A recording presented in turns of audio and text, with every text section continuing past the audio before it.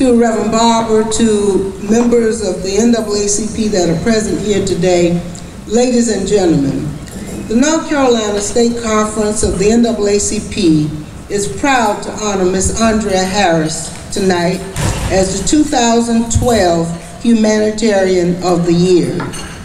Andrea Harris is once, twice, 3 times a lady. She is the best of women leadership that you will find anywhere. Her fight for equality and women's economic empowerment is just phenomenal. She is a Bennett Belle who is given unselfishly, making Bennett one of the premier women's colleges in the country. Bennett is known for producing the most African American women physicians in this country. It has provided an opportunity for women to develop leadership skills, to serve this country in every career endeavor. Andrea continues to support Bennett, its growth and continued development as a member of its board of trustees. I think many of us would love to serve our schools as a member of the board of trustees, but we never rise to that level. So Andrea, that is an accomplishment. When I met Andrea Harris, she was working in the North Carolina Department of Commerce as one of its very few African American staffers. Now, her resume says that she was training and doing policy analysis. But I worked with her closely enough to know that she assisted minority businesses in receiving state contracts and strengthening their capacity to compete for larger contracts with corporate America. Andrea Harris's service through advocacy, research, leadership, and vision has had a major impact on the community. Andrea is currently president and co-founder of the North Carolina Institute of Minority Economic Development. She has led a movement to promote and grow small businesses, especially those owned by women and African Americans.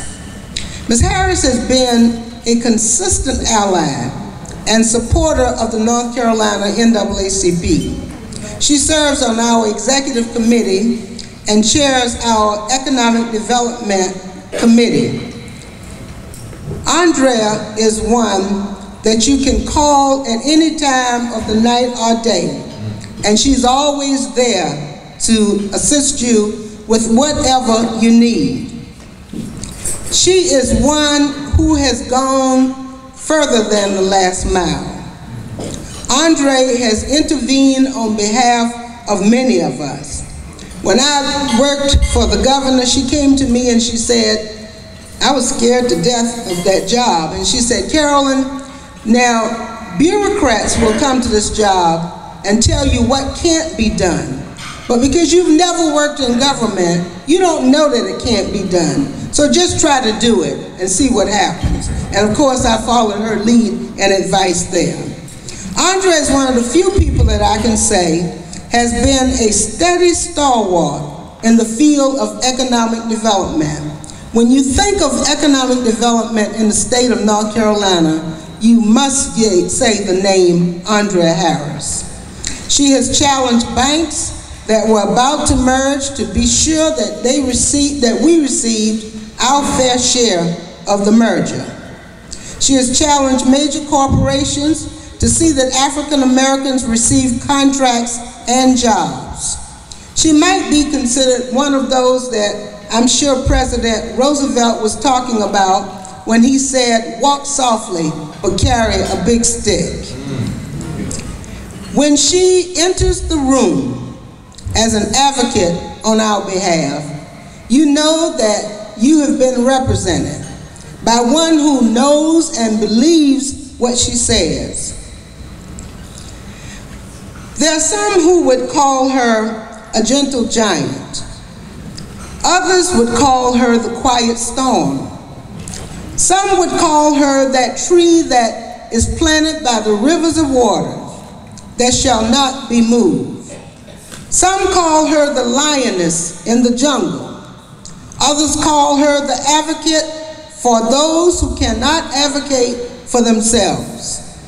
I call her my sorrow, my sister in Delta, a sister who is an indomitable leader, a child of the Christ, one who is a friend to the homeless, one who is a friend to the hopeless, one who knows who she is and whose she is.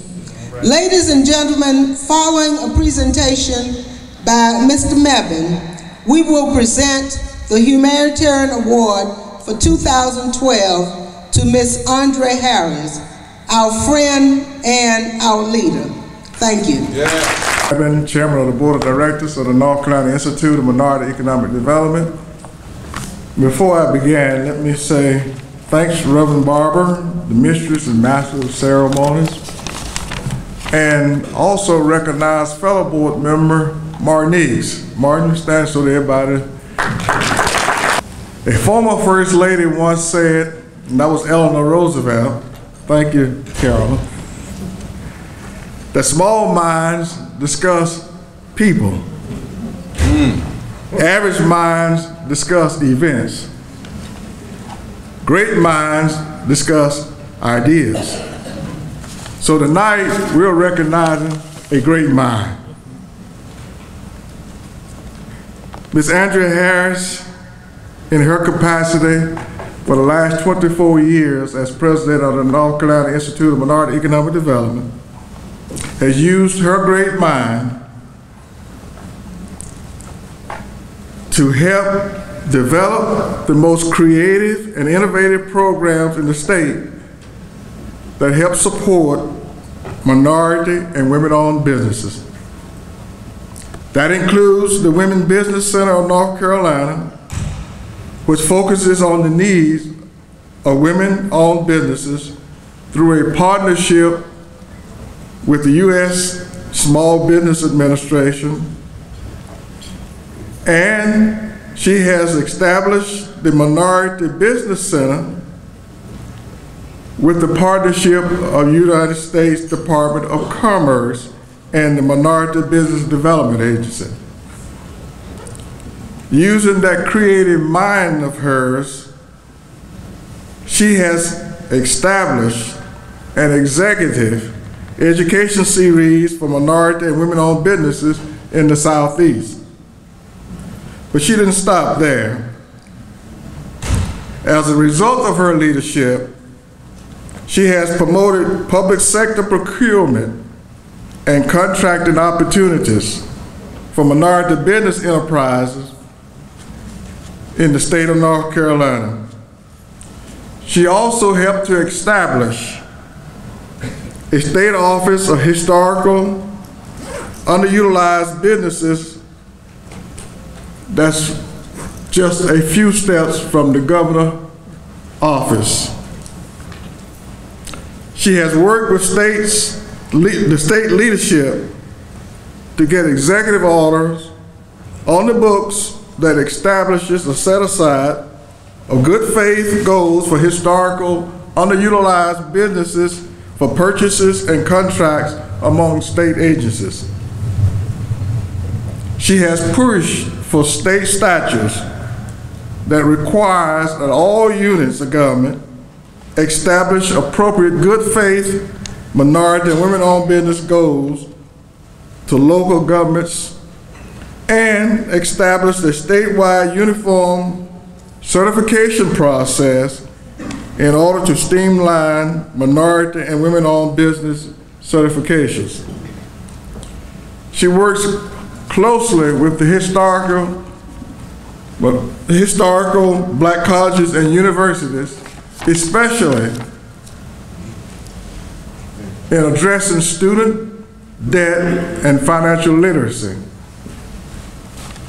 One of her key projects in this area is focusing attention to the amount of student loan debt and credit card debt. Her board and her staff knows of her to be a workaholic. And as chair, I have to make sure that she takes vacation. Otherwise, she would not take any time off.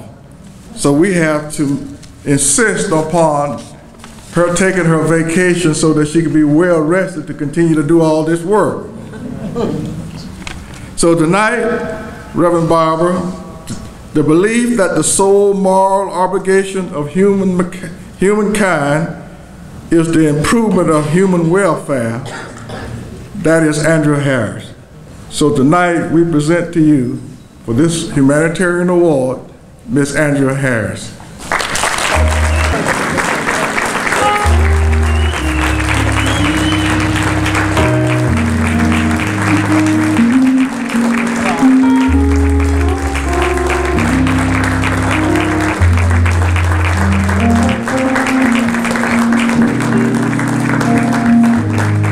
I want to hand this award to a former Humanitarian of the Year, Ms. Carolyn Q. Coleman, that she might present it to her sorrow on tonight. Oh, wow. All the Jelsons in the house. All the Jelsons.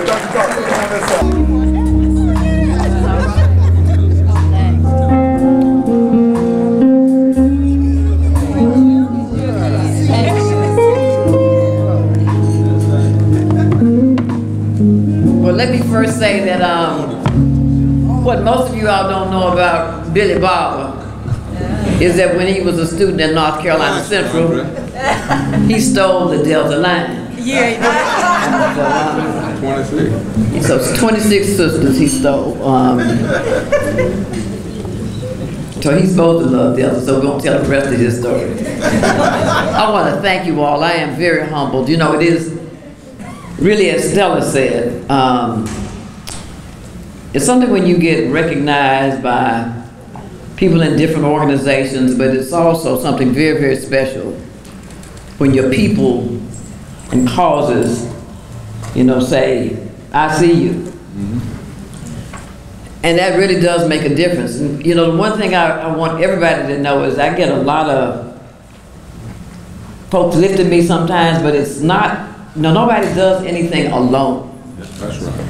So that if we were somewhere and we were able to slip some language in to a CRA agreement that said, you know, you got to include and do business with minority and women-owned businesses, it wasn't me sitting at that table by myself. You know, if we were able to get an executive order to create an Office of Historically Underutilized Businesses, then know that Carolyn Coleman was in the room. That's right. Or if we were able to make sure that we can get some more attention around this issue of student debt and student loans, it's because we got the Center of Responsible Lending now paying attention to this issue. And I celebrate it every time I hear Martin talk about how student loan debt is greater than credit card debt. And it's something that we really do have to give some attention to, because the banks can borrow money at basically no percent, then we should not be looking at our children having to pay possibly 6.8% interest by July. There's something wrong with that. And you know, I have a personal interest in it because I want them to be debt free. So they can work, pay into Social Security. I can get my Social Security and my Medicare. And Medicaid if necessary. Because you know, when you work in nonprofits, you might be poor for the rest of your life. Y'all say amen? Amen. Isn't that right, Dennis? That's right. You know, we have so much to be happy about. And so I want to thank the NAACP, because I tell folks that it's the NAACP that allows me to code switch. It's the NAACP that put me at the fair share table with Carolyn and some others years ago so that we could negotiate some things with some corporations that didn't necessarily pay attention to people of color. You know, and I tell the story often about a major corporation in this area that, you know, merged and they didn't give any business to minorities and women, and they cut their contracts off for less than 30 days notice, and people have been calling to try to get in to talk to the director of procurement, and he said, well, you know, they can't get in. Somebody called me and I called him, and his secretary said, you can't come see him till December, and it was August. What kind of person is this? I can't get to see till August. So I told him, I tell you what, you tell him I said, I code switch, you tell him I said that as chair of economic development for the state NAACP, I'm gonna report that his corporation was non-responsive. And he called me back from the barbershop about 15 minutes later. Isn't that right? So you gotta, you know, be in the right place, doing the right thing. And, you know, Barbara, I have to stay close to Reverend Barbara. You know, I tell him I need a lot of prayer now. Yeah. And I tell folks that, you know, I'm trying to do the right thing. Carolyn knows my mother is 95 years old, so I'm a caregiver. And I left the Baptist church and joined another church so I could take her to church. And I would take her to church all the time. I couldn't get to my church. And I tell folks, you know, when I go to this little church, and I got to go tomorrow, and the people in the church, the youngest people in the church, my age, you know, and the choir so old they can't get in the choir stand. I used to play for them, but I had to quit. They were too sick to come to practice. You know, and we take communion and we go to the altar. And the sisters are supposed to be up there to help you there. What they call them, the deaconess or somebody? You know, we kneel. They can't kneel, all of them standing up too. You know, that's right, it's bad involved. I tell people in business, we tell folks that it's about markets, money, and management. And in the church, it's about the message, the music, and the ministries. I told them at a church meeting, you know, the message, I don't grade. Because I didn't want to hurt his feelings. The music, so bad one Sunday I got up, I hadn't played the piano and the organ in years. I got up and played and told me, just move over a minute. And you know what, y'all, I'm telling the truth. I ain't made up nothing I'm saying. But somewhere, you know, you just got to find something to laugh about. In the midst of all of the challenges, I don't think I've known a time that is as dangerous as today. And I don't think that there's a time that we can afford not to make sure we go vote and get as many people out to go vote and speak truth, to not be afraid to speak truth, but to also know that you got some people standing with you. And so I want to really thank you for standing with me. I want y'all to know my board chair will call sometimes, and you heard him up here talking, and he'll say, so Ms. Harris, y'all tell how much energy you got, right? And you got a lot of energy to play golf now. But he'll say, Ms. Harris, so what is this you're trying to do now? And then he'll be supportive. And he brought a bank to the table to support us, just been there supporting us, giving us a contribution every year for almost the last 15 years. And it's one of the banks people would least expect. And that's First Citizens Bank. Yes, So I want to thank all of you. You know, my board member, Martin Eakes, I asked Martin, I told him, I called him up the other day, I said I had an idea, and this is what I'm thinking. And you know, I want to be able to put some small contractors to work and get them to help hire some other folks and redo some of these houses around here. And he told me this large number that almost threw me over. And then I called him back and told him I wanted to start there anyway. And he's still been supportive. So I want to thank my board members, and Stella, I want to always thank you for working with us, for lending your expertise and your intelligence to whatever it is we're trying to do when it comes to making sure that the financial community is doing the right thing when it comes to minority women-owned firms. So thank you all, and I do encourage those of you who are not members of the NAACP, it's only $15. It's $15. You ate $15 worth of it tonight. $15. $30 times 2. That's right, $30. $30, and that's not a lot to ask to invest, particularly in folks doing the right thing. So, Reverend Barbara and all, thank you so very much for this award. You know, and you all know when you came in here, you know, I joked, Reverend Barbara. Y'all know when you come to the NAACP dinner, y'all know y'all come to a colored banquet. You know, a colored banquet, that's right. That's where a lot of people come, they get close to the back door. Because they think they didn't wear their pajamas. But you're going to be here for a minute. But that's only because we don't get together enough. And we would come together a little bit more often, both in celebration with purpose to make sure that we stay on task and on target. You know, then we could always celebrate whatever time we are here together. Thank you very much.